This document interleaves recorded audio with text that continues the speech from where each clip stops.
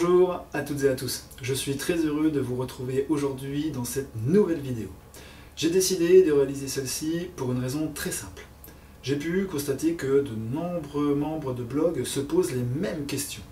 Le problème est qu'il vous est pratiquement impossible d'obtenir des réponses concrètes et précises à celles-ci. Nous avons donc essayé dans cette vidéo de remédier au mieux à cette problématique. Voyons ensemble le contenu de celle-ci. Je répondrai dans un premier temps à la question que se posent tous les porteurs de projets. La création d'une microcrèche est-elle, oui ou non, rentable? Nous passerons ensuite en revue dans la seconde partie 3 questions qui m'ont été posées par Vince, membre du blog. Celui-ci souhaiterait savoir, tout d'abord, s'il sera en mesure de créer une microcrèche avec un apport nul, mais à côté de ça, un joli matelas d'épargne derrière lui. Dans un second temps, il voudrait savoir à combien s'élèvent les aides des différents organismes d'État, minimales et maximales. Pour terminer, il souhaiterait connaître le prix de revente d'une microcrèche et s'il est facile de trouver preneur. Nous terminerons cette vidéo par une troisième partie dédiée aux questions posées par Sylvie, autre membre du blog, demeurant, elle, près de Lille. Celle-ci se demande, comme de nombreux nouveaux membres s'inscrivant sur mon blog, par quelle étape doit-elle commencer son projet de création? Comment doit-elle réaliser l'étude financière prévisionnelle et qui peut l'aider dans ses démarches? Combien de personnel devra-t-elle embaucher dans sa future structure? Quel statut juridique devra-t-elle choisir pour sa future entreprise? Et pour finir, quelle rémunération peut-elle espérer en tant que gestionnaire de microcrèche? Voilà, comme vous pouvez le constater, le contenu de cette vidéo est relativement dense. Je suis certain que celle-ci sera très instructive et très constructive pour de nombreux porteurs de projets. Vous pouvez, si vous le souhaitez, vous munir dès maintenant d'un stylo et d'une feuille afin de prendre des notes si nécessaire. Voilà, ceci étant dit, nous pouvons donc débuter cette première partie par la question fatidique que tout le monde se pose. La création d'une microcrèche est-elle, oui ou non, rentable? Alors pour répondre à cette interrogation, il vous faudra répondre avant toute chose à cette question. Que recherchiez-vous lorsque vous avez eu l'idée de créer votre microcrèche? Prenez 30 secondes. Souvenez-vous. Remettez-vous dans le contexte. Aviez-vous l'ambition de gagner beaucoup d'argent et de dégager de bénéfices énormes à la fin de chaque année grâce à votre structure? Ou cherchez-vous simplement à dégager un salaire mensuel? Je vous laisse réfléchir à cela quelques instants. Maintenant que vous savez exactement dans quelle catégorie vous étiez à cette période, voyons ensemble ce que l'on peut en déduire. Si vous vous situiez dans la première catégorie de personnes souhaitant dégager de gros bénéfices et s'enrichir grâce à une seule microcrèche, je suis désolé de vous annoncer aujourd'hui que cela relève tout simplement du rêve. Maintenant, si vous faites partie de la seconde catégorie de personnes souhaitant dégager un salaire mensuel raisonnable, eh bien là je dis oui. Cela est tout à fait concevable. Il faut simplement avoir à l'esprit que les buts principaux recherchés lorsqu'on souhaite créer sa microcrèche sont tout d'abord, dans un premier temps, et ce pour 99% des porteurs de projets, d'obtenir un salaire à la fin de chaque mois, afin de vivre correctement et ainsi trouver un équilibre familial et professionnel proche de la perfection.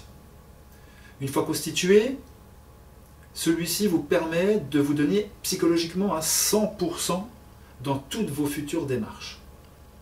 Suite à cela, le second but recherché est de se concentrer impérativement sur les questions de l'évolution, de la pérennité et du développement futur de votre entreprise dans les années à venir. Savoir où aller et comment y parvenir vous permettra d'avancer et de développer au mieux votre entreprise le plus rapidement possible. Le but étant, à long terme, de passer, bien évidemment, de la seconde catégorie de personnes, vous savez, celles qui arrivent à dégager un salaire grâce à leur structure, et prouver aux créanciers que celle-ci est bien rentable. À la première catégorie de personnes, celles qui arrivent à dégager de gros bénéfices, donc de gros salaires, grâce à la création de plusieurs structures, et non d'une seule. Pour résumer, et finaliser mon laïus sur le sujet, une microcrèche est rentable si le porteur de projet est objectif, et que celui-ci souhaite simplement obtenir un salaire mensuel raisonnable.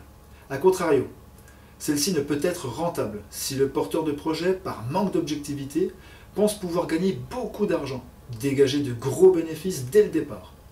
Je le dis haut et fort, ceci est totalement impossible. Par contre, le fait de commencer petit, puis se développer au fur et à mesure des années, permettra d'ouvrir plusieurs structures, les unes après les autres, ce qui engendrera une augmentation proportionnelle de vos revenus. Il faut, juste comme je dis toujours, prendre son temps, être patient et surtout ne jamais, au grand jamais, sauter les étapes. Voilà, cette première partie étant terminée, passons à la seconde. Je vais essayer dans celle-ci de répondre au mieux possible aux questions posées par Vince. Dans sa première question, il souhaiterait savoir s'il sera en mesure de créer une micro-crèche avec un apport nul, mais à côté de ça, un joli matelas d'épargne derrière lui. Alors à cette question, il faut savoir qu'obtenir un prêt pour créer son entreprise à hauteur, par exemple, de 50, 100 000 ou 150 000 euros sans apport sera, je pense, aujourd'hui impossible. Sauf, bien évidemment, si vous connaissez bien le banquier. Il vous faudra, dans tous les cas, prévoir un minimum d'argent pour obtenir un prêt minimal. Celui-ci pourra par contre, vu l'argent que vous avez de côté, être plus conséquent que la normale, car il sera couvert en grande majorité par la réserve d'argent que vous avez de côté. Lors d'une création d'entreprise, l'obtention d'un prêt est assujettie à un apport minimum obligatoire, ce qui a pour conséquence de lancer le cycle vicieux de la mise en place de certaines aides à la création. Pour conclure, dans le monde de la finance, rien ne vaudra jamais l'avis d'un professionnel, ici d'un banquier. Celui-ci, en fonction de votre situation, de vos finances, de la conjoncture actuelle, pourra vous dire exactement, avec précision, ce qu'il vous sera possible ou non d'obtenir et de quelle manière l'obtenir. Passons maintenant à la seconde question. Celle-ci était de savoir à combien s'élèvent les aides des différents organismes d'État, minimales et maximales. Cette question, à première vue, a l'air d'être très simple, mais en réalité, ce n'est pas du tout le cas. Les raisons à ça sont les suivantes. Le problème aujourd'hui est que la création d'une microcrèche dépend directement du Conseil général. Tous les porteurs de projets de France et de Navarre ont un seul et même objectif, celui d'ouvrir leur structure dans leur département respectif. Le problème est que pour y parvenir, selon les départements, le chemin est plus ou moins long et surtout plus ou moins semé d'embûches. Eh bien, il en est de même pour les aides. Vous pourrez donc obtenir, au bon vouloir de chaque département et des partenaires institutionnels s'y rattachant, des aides complètement différentes d'un département à un autre. Nous pouvons tout de même lister certaines aides possibles qui doivent normalement, je dis bien normalement, être normalisées sur tout le territoire. Tout d'abord, la commune pourra à son bon vouloir vous aider financièrement, en finançant les travaux ou en mettant à votre disposition un local ou encore obtenir un loyer modéré pour un autre local. La CAF pourra se fixer, elle, sur le plan des aides à l'investissement pour la petite enfance. Ensuite, il y a la MSA, qui peut donner des aides allant jusqu'à 20 000 euros. Alors faites attention, pensez bien à la MSA, car le budget n'est pas négligeable. Le Conseil général aussi peut avoir voté différentes aides pour l'aide à la création de structures de ce type. Enfin, je pense pas, parce que vu la crise, aujourd'hui, elles sont très basses, voire inexistantes. Pour conclure cette réponse, vous devrez impérativement, dans tous les cas, vous rapprocher de chaque partenaire dans le département que vous aurez choisi pour créer votre structure. Il nous reste enfin à voir la dernière question de Vince. Quel est le prix de revente d'une micro-crèche et s'il est possible de trouver facilement un repreneur. Alors pour cette question, je suis sincèrement désolé, mais aujourd'hui, je n'ai pas de réponse à vous fournir. La raison à cela est très simple. Depuis que je m'intéresse de près et que je me suis spécialisé dans le domaine de la création de microcrèches, c'est-à-dire environ depuis 2008, je n'ai jamais eu l'opportunité de connaître un rachat de microcrèche. Le seul cas que j'ai pu voir, cela ne remonte pas à très longtemps, puisque ça a touché directement une de nos membres. C'est une personne qui souhaitait revendre non pas sa microcrèche existante, mais seulement son projet, presque terminé, de création de microcrèche. Les seules expériences que j'ai pu constater à ce jour sont soit la réussite et la structure perdure durant de nombreuses années par la suite, soit l'échec. Et là, la structure ferme très rapidement. Alors je lance un appel à toutes les personnes qui visionneront cette vidéo. Si jamais quelqu'un a déjà vécu une expérience comme celle-ci, laissez vite un commentaire sous cette vidéo, car ce sujet est vraiment très spécial et très intéressant pour tout le monde, et moi le premier. Alors un grand merci d'avance. Nous en avons terminé avec les questions de Vince. J'espère avoir répondu au mieux à vos attentes. Je suis impatient de lire toutes vos réactions sous la vidéo. Passons maintenant à la dernière partie de celle-ci, où je vais répondre rapidement aux différentes questions de Sylvie près de Lille. Celle-ci se demande, comme de nombreux nouveaux membres s'inscrivant sur mon blog, par quelle étape doit-elle commencer son projet de création?